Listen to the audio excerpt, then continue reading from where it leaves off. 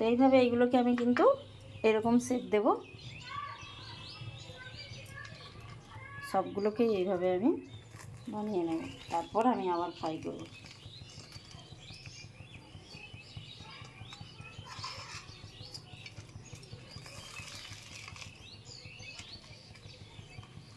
সত্যি এইভাবে বানিয়ে খাবেন, দারুণ টেস্টেড এইভাবে দো পেঁয়াজি।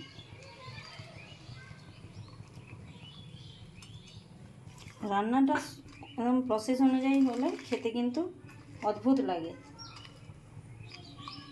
মাথা চালাতে হয়েছে।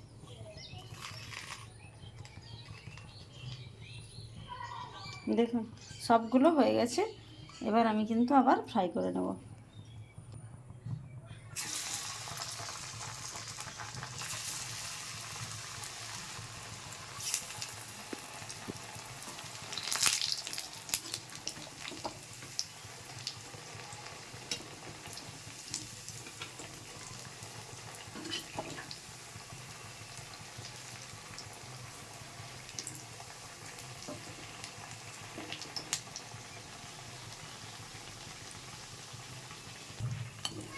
দেখুন এগুলো একদম রেডি হয়ে গেছে আমার।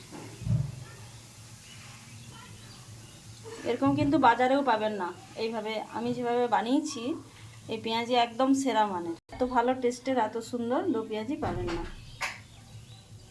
যদিও বা বাংলাতে প্রসিদ্ধ চপ পেঁয়াজি, তো তবুও বলছি আমি।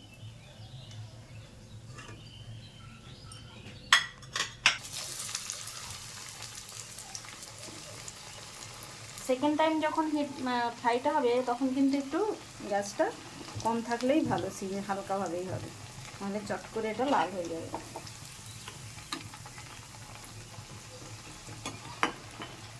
এটা কিন্তু এত সুন্দর ক্রাঞ্চি, ওপরটা একেবারে ক্রাঞ্চি আর নরম, দেখুন।